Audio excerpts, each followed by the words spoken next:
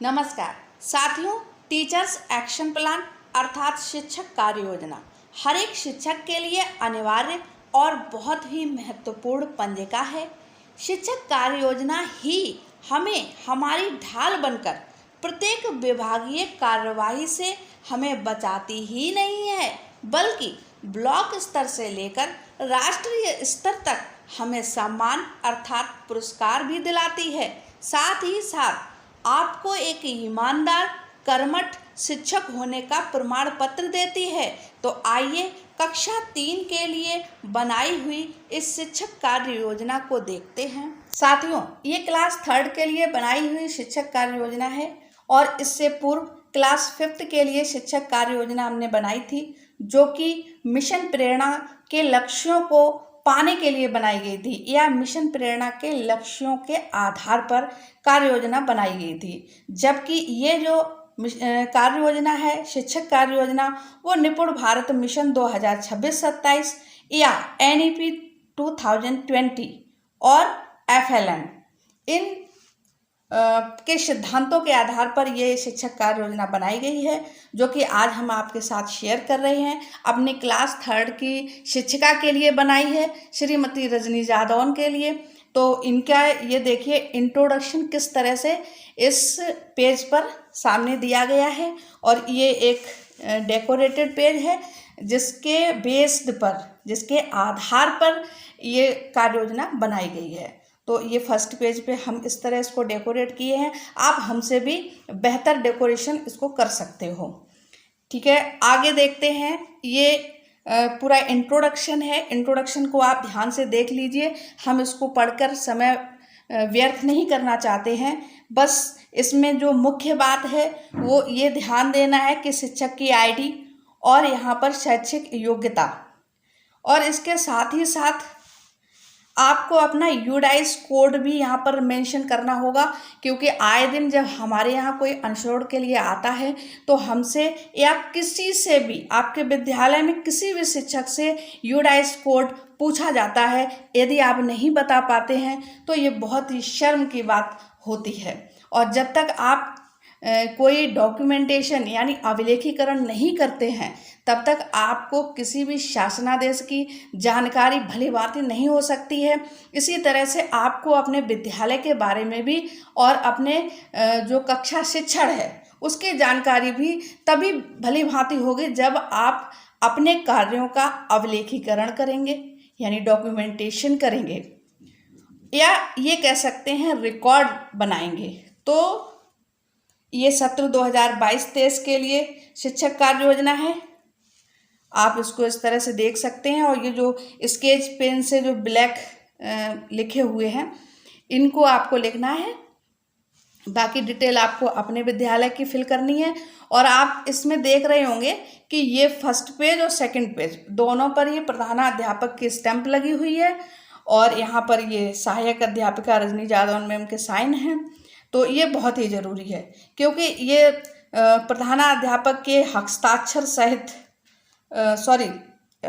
Stamp सहित हस्ताक्षर ही इस कार्य योजना को प्रमाणित करते हैं, जो कि आपके लिए ब्रह्मास्त्र का काम करेगी। आपकी ढाल बनकर ये पंजिका काम करेगी हर समय। आगे नेक्स्ट पेज पर देखते हैं। देखिए, जैसे एक प्रधानाध्यापक को पूरे विद्यालय का ब्यौरा रहता है, उसकी जानकारी रहती है, वैसे ही एक क्लास टीचर को, एक कक्षा शिक्षक को अपने क्लास की जानकारी होनी चाहिए। ये कॉलम यहाँ बने हुए हैं जिनको अभी फिल नहीं किया गया है, क्योंकि साथियों अभी जून का मंथ है और आपको पता है हमारे बेसिक में सितंबर तक, यानी कि लास्ट सितंबर तक एडमिशन बच्चों के होते हैं। तो ये हमारा अगर हम इसका विवरण अभी लिखते हैं तो ये गलत हो जाएगा, हमको इसको फिर दोबारा लिखना होगा। इसलिए ये कॉलम इस तरह से बना दिए हैं। और चूंकि जुलाई से हमको अपने कार्यों का संपादन भली भांति करना है, इसलिए इस कार्य योजना को जितना जल्दी हो सके आप अभी बना लीजिए। और ये ग्रीष्मकालीन अवकाश का सदुपयोग भी होगा, और आप इत्मीनान से बैठ के अपनी सारी पंजिकाएं बना सकते हैं। तो ये कॉलम सारे ध्यान से देख लीजिए। ये बहुत ही जरूरी कॉलम है।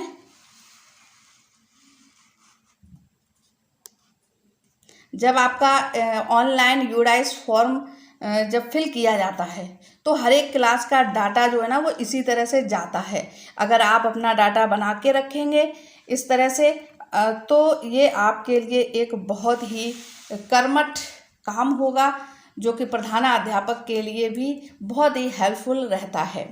आगे देखिए, अब यहाँ से हमारे ऐसे प्रश्नों की शुरुआत होती है जो हमारे लिए बहुत ही अनिवार्य हैं, जिनके अंतर्गत जितने भी शासनादेश आते हैं पूरे सत्र में, उन सब शासनादेशों के आधार पर हम अपने विद्यालय में कार्यों का संपादन कैसे करते हैं। तो देखिए, पहला प्रश्न है, निपुण भारत मिशन के अंतर्गत कक्षा शिक्षण पूर्व शिक्षक की क्या तैयारी है, यानी आपकी क्या तैयारी है, आपकी कार्य योजना है तो आपने क्या तैयारी की है। तो सबसे पहला पॉइंट क्या है, शिक्षक की कार्य योजना, यानी आपने ये कार्य योजना, ये पंजिका तैयार की है। दूसरा है शिक्षक डायरी। तीसरा है निपुण भारत मिशन के लक्ष्य कक्षावार एवं विषयवार। जैसे आप 3rd क्लास के क्लास टीचर हैं तो आपको जो लैंग्वेज यानी भाषा में और गणित में जो लक्ष्य निर्धारित किए गए हैं निपुण भारत मिशन के अंतर्गत, वो आपको कंठस्थ होने चाहिए, रटे होने चाहिए। और आगे देखिए, 4th नंबर पर लिखा हुआ है, विभाग द्वारा प्रेषित समस्त शासनादेशों की जानकारी प्राप्त कर तद अनुसार कार्य योजना में परिवर्धन व संशोधन कर शिक्षण करना। जैसे कि अभी जनवरी में शासनादेश आया था 100 डेज रीडिंग कैंपेन का, है ना, तो उसका आपने अभिलेखीकरण किया होगा, जरूर किया होगा, तो उसको भी आप यहाँ पर मेंशन कर सकते हैं। आगे आप प्रश्न आएगा उससे रिलेटेड, उसका आंसर आपको देना होगा। तो क्या होता है, जब अनुश्रवण होता है तो हमको सब कुछ रटा नहीं होता है, तब जब अनुश्रवण होगा तो वहाँ पर जवाब आप नहीं, आपकी ये पंजिका देगी, यानी कि शिक्षक कार्य योजना हर प्रश्न का जवाब देगी। आगे देखते हैं 5वां पॉइंट, विभाग द्वारा प्राप्त TLM तीनों मॉड्यूल, शिक्षक संदर्शिकाएं, प्रिंट रिच मटेरियल, गणित अधिगम किट आदि का शिक्षण प्रक्रिया में उपयोग करना। तो ये सब आपके द्वारा विद्यालय में संपादित किया जाता है, इसके अनुसार आप अपने शिक्षण कार्य को करते हैं। दूसरा प्रश्न है, निपुण भारत मिशन के अंतर्गत कक्षा 3 में भाषा और गणित के लक्ष्यों की जानकारी आपको है अथवा नहीं। तो आंसर में यहाँ पर लिखा गया है हाँ, जानकारी है, और ये यहाँ पर लिखा है PTO, तो इसका मतलब नेक्स्ट पेज पर जाना है। नेक्स्ट क्वेश्चन देखिए, निपुण भारत योजना मिशन, योजना या मिशन क्या है कि जानकारी आपको है या नहीं। तो देखो साथियों, ये निपुण भारत मिशन क्या है, इसकी जानकारी रखना हर एक शिक्षक के लिए बहुत ही जरूरी है, बहुत ही अनिवार्य है। आगे देखिए, ये निपुण की फुल फॉर्म लिखी हुई है, निपुण and national I initiative for P proficiency in reading with understanding and numeracy. तो ये तो इंग्लिश में फुल फॉर्म है, और हमारे जो शिक्षक साथी इंग्लिश नहीं जानते हैं उनके लिए देखो यहाँ पर नीचे हिंदी में अर्थ लिखा हुआ है कि ये शिक्षा मंत्रालय की ऐसी मंशा है, ऐसा लक्ष्य बनाया है, क्या, बेहतर समझ और संख्यात्मक ज्ञान के साथ पढ़ाई में प्रवीणता के लिए राष्ट्रीय पहल, यानी ये निपुण भारत मिशन जो है, ये अभियान है, वो राष्ट्र स्तर पर है। ठीक है, आगे देखते हैं नेक्स्ट क्वेश्चन, निपुण भारत मिशन का उद्देश्य क्या है। तो आधारभूत साक्षरता और संख्यात्मकता, आधारभूत साक्षरता और संख्यात्मकता के सार्वभौमिक अधिग्रहण को सुनिश्चित करने के लिए सक्षम वातावरण बनाया जाए, ताकि 2026-27 तक प्रत्येक बच्चा ग्रेड 3 यानी कि 3rd क्लास तक पढ़ने लिखने और अंकगणित में वांछित सीखने की क्षमता प्राप्त कर सके।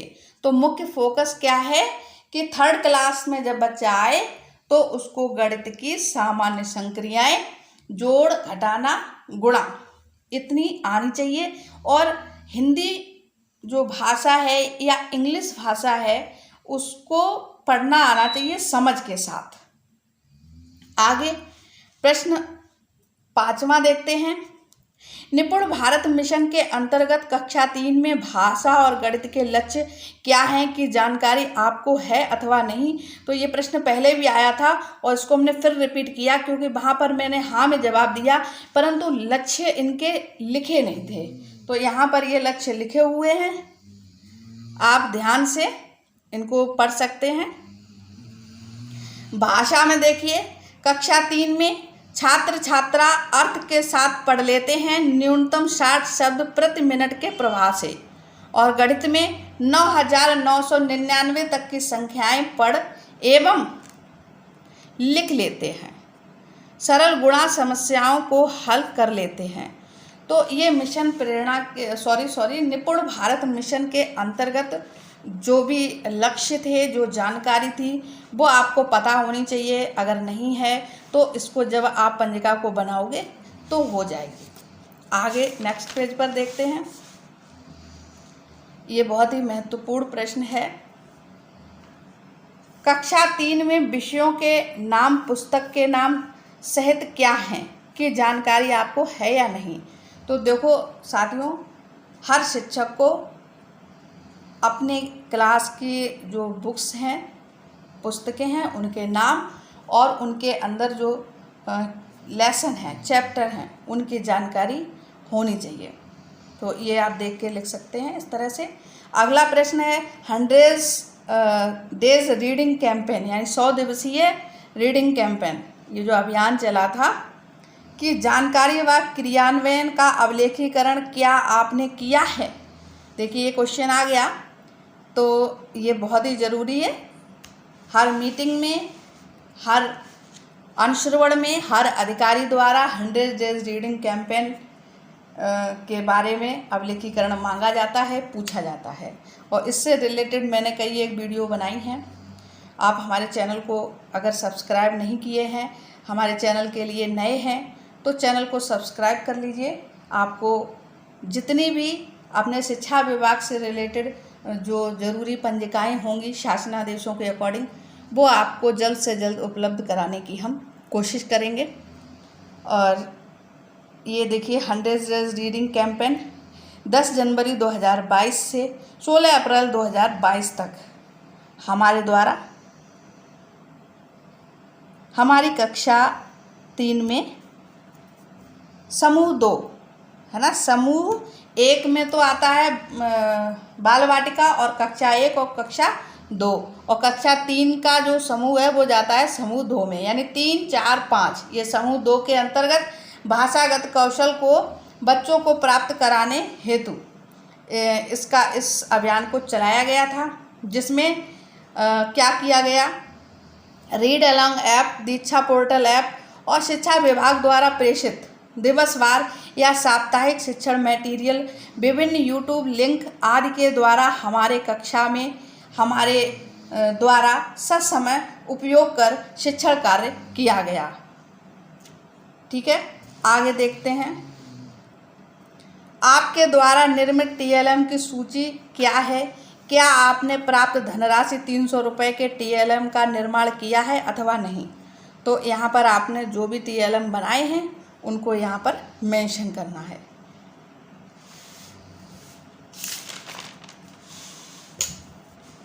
अगला प्रश्न है प्रधानाध्यापक द्वारा निर्मित, ये बहुत ही महत्वपूर्ण।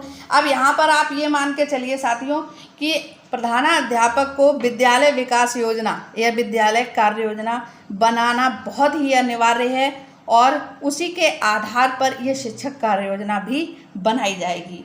तो प्रश्न है प्रधानाध्यापक द्वारा निर्मित विद्यालय विकास योजना के आधार पर अपनी कक्षा व स्कूल में संपादित आपके कार्य क्या हैं? तो ये देखिए,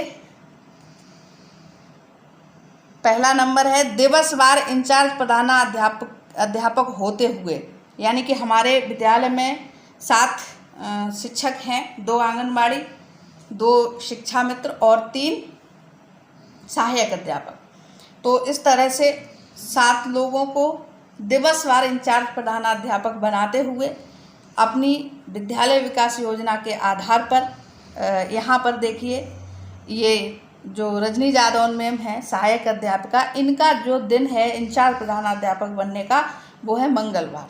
तो दिवसवार इंचार्ज प्रधानाध्यापक होते हुए मंगलवार की प्रार्थना, कक्षा 3 के बच्चों द्वारा इतनी शक्ति हमें देना दाता, मन का विश्वास कमज़ोर होना एवं नारे व्यायाम आदि कराना, पहला काम। दूसरा देखिए, दैनिक छात्र उपस्थिति के उपरांत 5 मिनट समयांतराल अनुपस्थित छात्र छात्राओं के अभिभावकों को कॉल द्वारा संपर्क स्थापित कर अनुपस्थित होने के कारण की जानकारी प्राप्त कराना, अनुपस्थित होने के कारण की जानकारी प्राप्त कराना, यानी प्रधानाध्यापक को सूचित किया जाता है कि आज इतने बच्चे नहीं आए हैं और क्यों नहीं आए हैं। तो ये हमारी विद्यालय विकास योजना में ये सब कुछ मेंशन है कि हर एक शिक्षक को क्या क्या करना है। आगे देखिए, आपको ये सारी पंजिकाएं हमारे चैनल पर मिल जाएंगी और विद्यालय विकास योजना, शिक्षक कार्य योजना, इससे पूर्व जो भी बनाई हैं उन सब वीडियोज़ की लिंक इस वीडियो की डिस्क्रिप्शन बॉक्स में प्रेषित कर दी जाएंगी, आप वहां से प्राप्त कर सकते हैं। तो तीसरा पॉइंट है, तीसरा क्या काम होता है, पूर्व में निर्मित अपनी शिक्षक डायरी के अनुसार कक्षा शिक्षण शुरू कर संपादित करना। यानी जो हमारी शिक्षक डायरी होती है उसमें हमें क्या करना है नेक्स्ट डे, उसको हम पहले से ही मेंशन करते हैं, उसके बाद उसको नेक्स्ट डे अपने क्लास में संपादित करते हैं। प्रत्येक माह के अंतिम शुक्रवार को दोपहर 12:30 बजे से और 1 बजे तक पीटीएम यानी अभिभावक शिक्षक बैठक आयोजित करना, ये हर एक क्लास टीचर को करना होता है। ठीक है। 5वां देखिए, प्रत्येक शनिवार को 12:30 बजे दोपहर से 1 बजे तक प्रधानाध्यापक शिक्षक बैठक में शामिल होना। ये हमारे विद्यालय में वीकली यानी हर शनिवार को आधा घंटे के लिए प्रधानाध्यापक के साथ सभी शिक्षकों की बैठक होती है। तो जो भी पूरा 1 वीक में जितनी भी समस्याएं या जो भी होती हैं उन सब का निराकरण समाधान इस बैठक में सैटरडे को किया जाता है। आगे देखिए, अपनी कक्षा कक्ष को प्रिंट रिच मटेरियल, स्वनिर्मित TLM और लर्निंग कॉर्नर, पुस्तकालय आदि से सजाना। ठीक है। आगे नेक्स्ट पॉइंट, भोजनावकाश के दौरान अपनी कक्षा के बच्चों को बैठक व्यवस्था, हाथ धुलवाना, भोजना उपरांत बच्चों को इंडोर आउटडोर गेम खिलवाना। इसके लिए क्लास बना हुआ है, मतलब कौन से पीरियड में 6th 7th 5th में कौन से पीरियड में बच्चों को गेम खिलाना है। आगे देखते हैं, 8वां पॉइंट है, छुट्टी के समय अपनी कक्षा के बच्चों को पंक्तिबद्ध कर राष्ट्रीय गान के उपरांत विद्यालय से बाहर अपनी देखरेख में निकालना। ठीक है। तो ये सारे कार्य हैं जो कि एक शिक्षक द्वारा संपादित करे जाते हैं और इसको आपने क्या करा है, अभिलेखीकरण कर दिया है, जिसे कि प्रधानाध्यापक प्रमाणित करेंगे। जो आपको अगर कभी ऐसा समय आता है कि आपके लिए ये प्रश्न चिन्ह उठता है किसी बात को लेकर कि आप नियमित नहीं हैं या आप कक्षा शिक्षण में संलग्न नहीं हैं, तो ये आपकी पंजिका आपको वहाँ पर सही साबित करेगी। बच्चों की 9वां पॉइंट है, बच्चों की प्राप्त दक्षताओं और आकलन करने हेतु साप्ताहिक, मासिक, छमाही, अर्धवार्षिक, लिखित व मौखिक परीक्षण कर रिपोर्ट पंजिका में अंकित करना। ठीक है। जैसा भी शासनादेश आता है और जैसा भी आकलन ऊपर से आदेश के अनुसार होता है उन सबको अपनी क्लास का हम खुद करते हैं। और 10वां क्वेश्चन है, आपके द्वारा लर्निंग कॉर्नर का और खेल सामग्री का उपयोग बच्चों के लिए किन कालांश में और कैसे किया जाता है।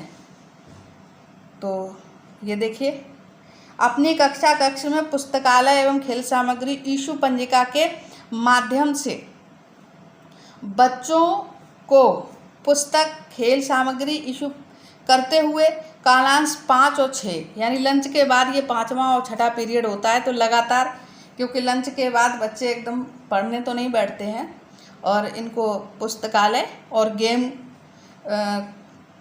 का सामान जो है वो उपलब्ध कराया जाता है, क्योंकि इसी दौरान हमारे वीक में मीटिंग वगैरह भी जो होती है तो वो लंच के बाद ही होती है। आगे देखिए, अर्थात विद्यालय समय सारणी के अनुसार पुस्तकालय और खेल सामग्री का उपयोग बच्चों द्वारा किया जाता है। नेक्स्ट क्वेश्चन,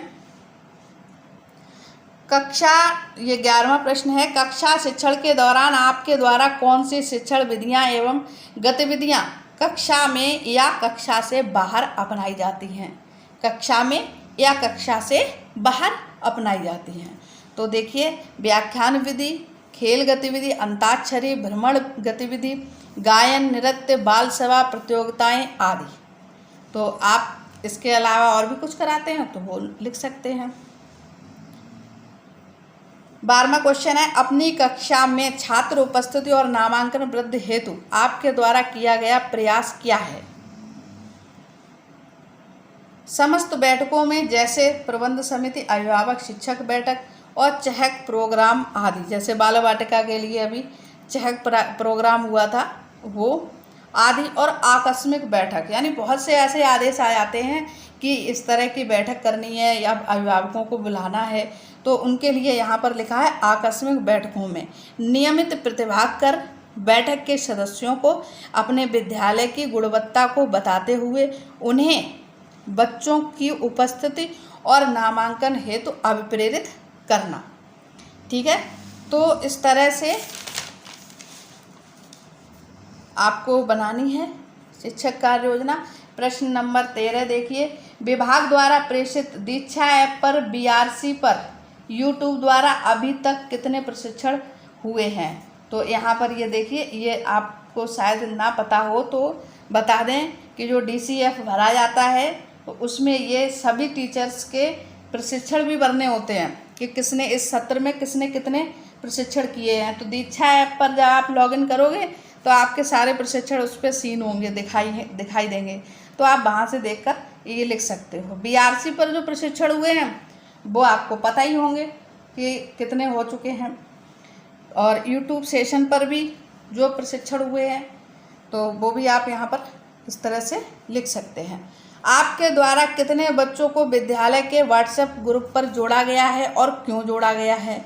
तो देखिए, ये 100 डेज रीडिंग कैंपेन के लिए भी जोड़ा गया था, क्योंकि विभाग द्वारा लिंक प्रेषित की गई थी, तो WhatsApp के माध्यम से ही हम उनको दे सकते हैं, है ना। इसके अलावा और भी काफ़ी सूचनाएं हमको देनी होती हैं अभिभावकों से, तो उसके लिए इनको जोड़ा गया। तो यहाँ पर 26 बच्चे कुल हैं अभी तक 3rd क्लास में, तो 15 बच्चों को जोड़ा गया है जिनके पास स्मार्टफोन थे। आपने अब तक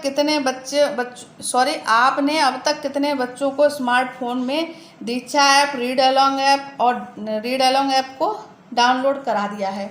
तो ये 15 ही बच्चे हैं जिनके पास स्मार्टफोन है।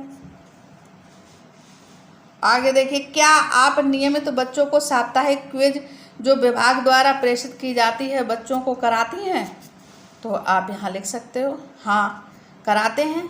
और मोस्टली मुझे लगता है कि शिक्षक अपने ही मोबाइल से कराते हैं, क्योंकि बच्चे मोबाइल लेकर के तो आते नहीं हैं और घर पे बच्चों को मोबाइल उपलब्ध नहीं होता है। क्या, अब देखिए आखिरी प्रश्न है, क्या आपकी यह कार्य योजना प्रधानाध्यापक द्वारा प्रमाणित है? तो यहाँ लिखा है हाँ, और ये रही मुहर लगी हुई है प्रधानाध्यापक की और ये उनके साइन हैं। तो अब ये पंजिका हो गई प्रमाणित।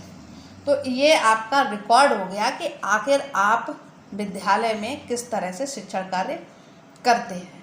कभी भी कोई गंभीर विपरीत परिस्थिति आती है, आपकी ढाल बनेगी ये पंजिका। तो साथियों, आप बिल्कुल भी लेट ना हो, विलंब ना करें।